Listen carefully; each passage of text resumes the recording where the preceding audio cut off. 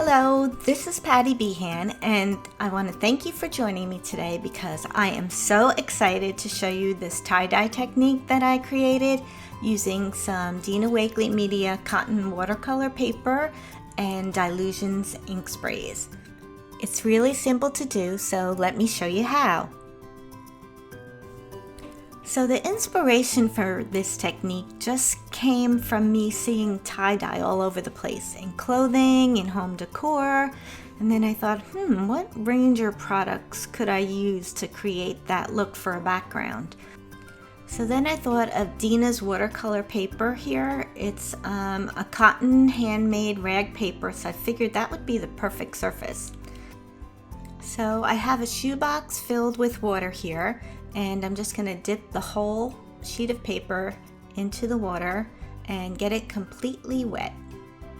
This paper is pretty durable, so you don't have to worry about it getting too wet, and it absorbs the water really well. And this first technique we're doing is what I call the stripe technique. And so once you have it all wet, you start to make an accordion fold, and I'm going to make like about an inch fold. I'll fold it with a valley fold, and then I'll do a mountain fold, and then I'm going to repeat until I've folded the whole sheet of paper. Okay, and now once that's done, we're going to use some rubber bands to section off where I want to put the different colors and to leave some white space, just like you would do in a regular tie-dye if you ever done that with a t-shirt. And so I'll start at the end here and just wrap it around till the rubber band is tight, and then pinch it again where I want the next rubber band to go, and then I'm going to put one more at the end here. Okay, and now another important thing to do is you want to fan out the folds a little bit so that the ink will seep into the different sections. And once you're done, it kind of looks like this. Let me move this down a little bit.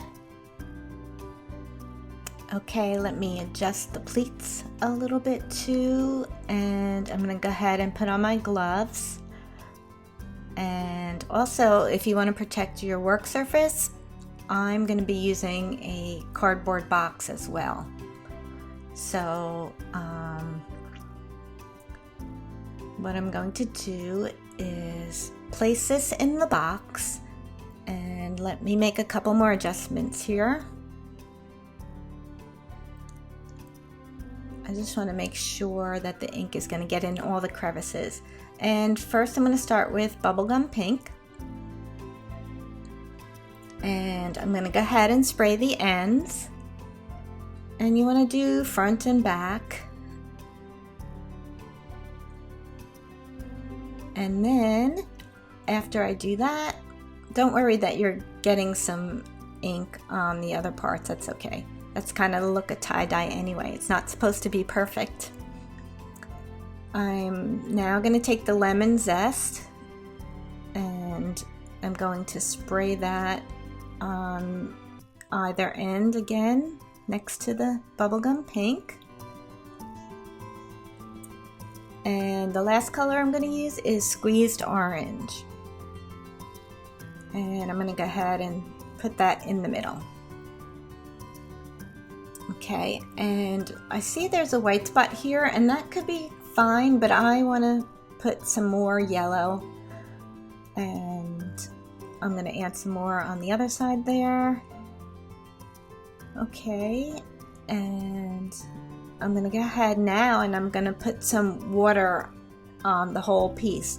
This is going to help the ink seep more into the paper.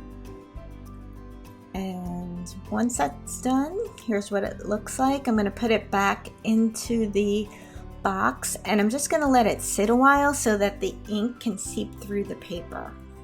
Same thing that you do with a tie-dye. Now the next technique I'm going to do is the crumple technique. Again, you're going to submerge this paper into the water, and then you're simply just gonna crumple it up. No rhyme or reason to crumpling, just put it into a circle, and then we're gonna take the rubber bands to hold it in place.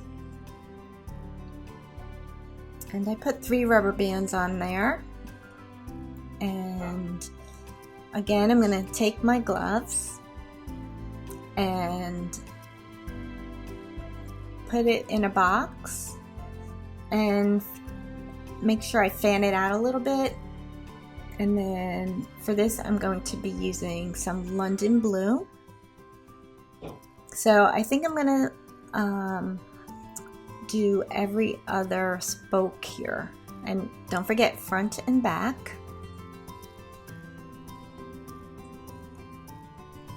Okay, and the next color is crushed grape, and I'm gonna go ahead and put it in those other white spots, front and back again, and just fanning it out. This one you're gonna get a lot of white spots, and that's the look we're going for, but I still just want to move it around so that the ink seeps through. And again, spray it with water, and then we're just gonna let it sit. Bring it back up here so you can see what it looks like. Put it back in the box, and then on to the next technique.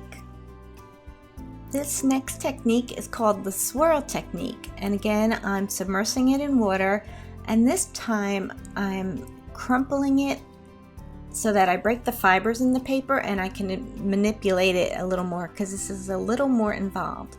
What you do is you pinch it like to the side here, and then you twist that little pinch, and then you start to make accordion folds. So the same way, keeping it in that pinched point and then going around in sort of like a circle.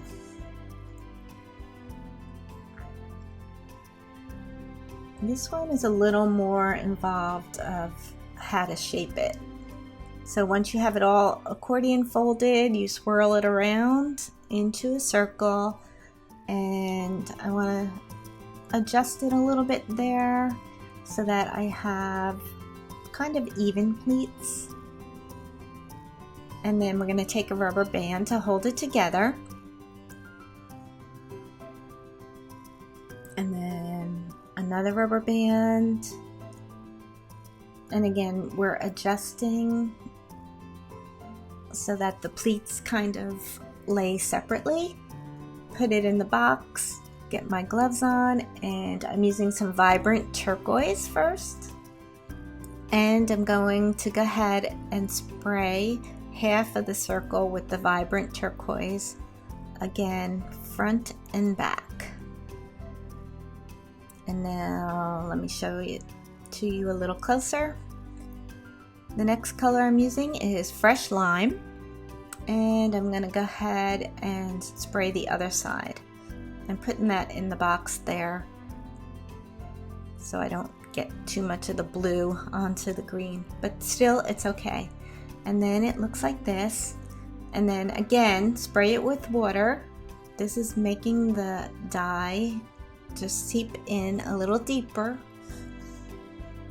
Once that's done, you find a clean spot in your box and put it back in, and then we're going to go on to the next.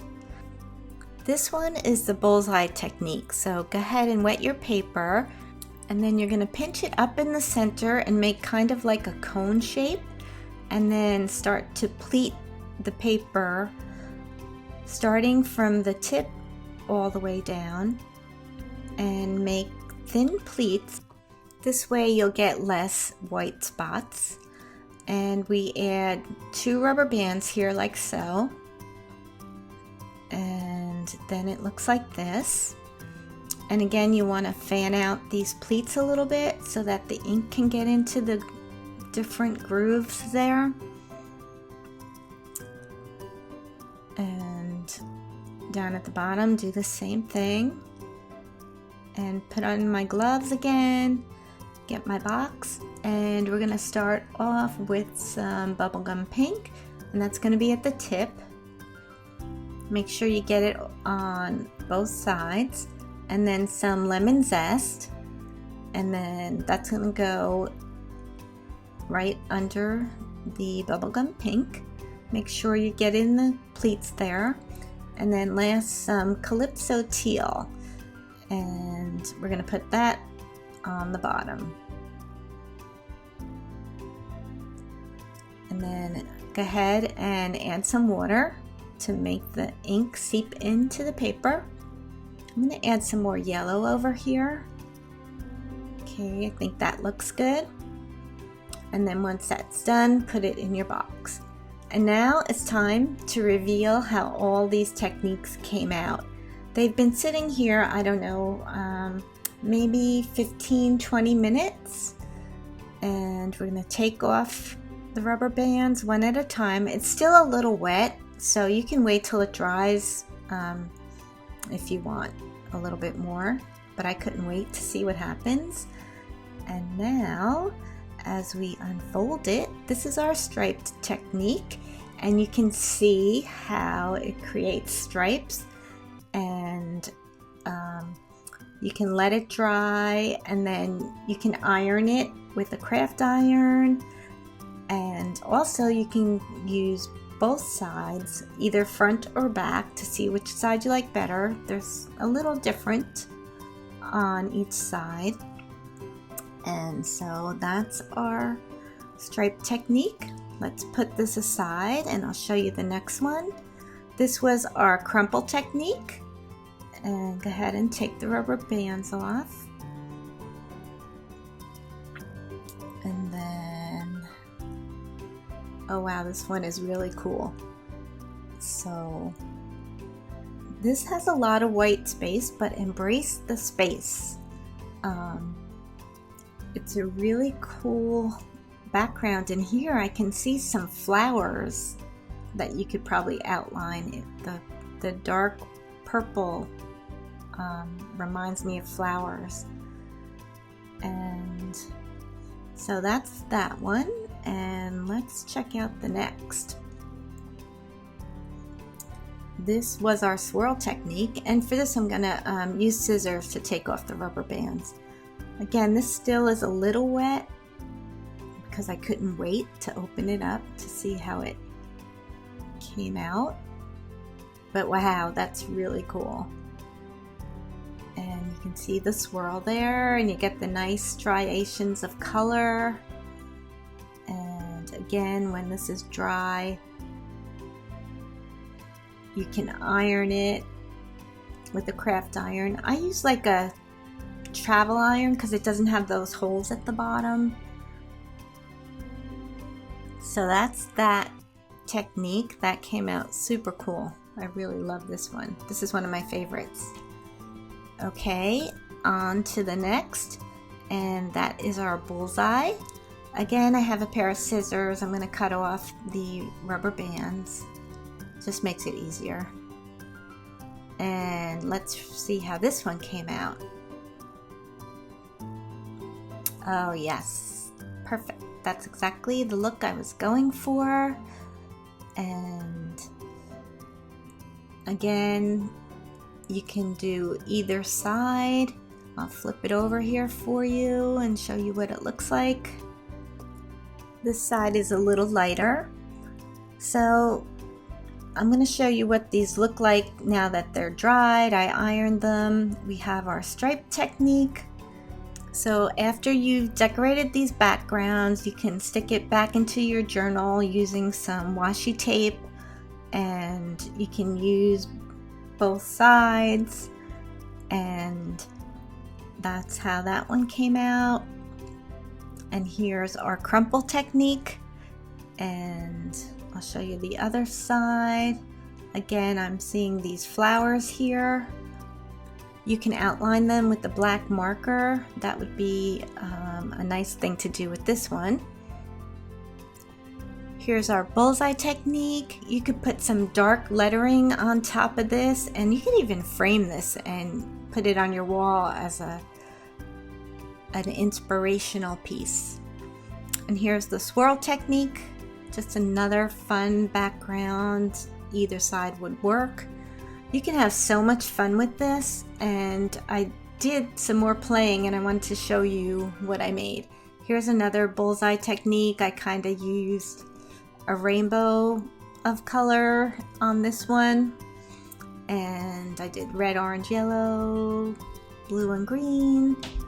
And this was so this one I tried to do the bullseye technique, and even though it's not a perfect bullseye, I thought it came out really cool. Here's another one that I did. So really, you can do so many fun things. You never know what you're gonna get. There's a surprise to it. And if you have experience tie-dyeing, there's so many other things you can do. You can search on the internet and get some ideas. So I hope you'll really give this a try. It's something new and different.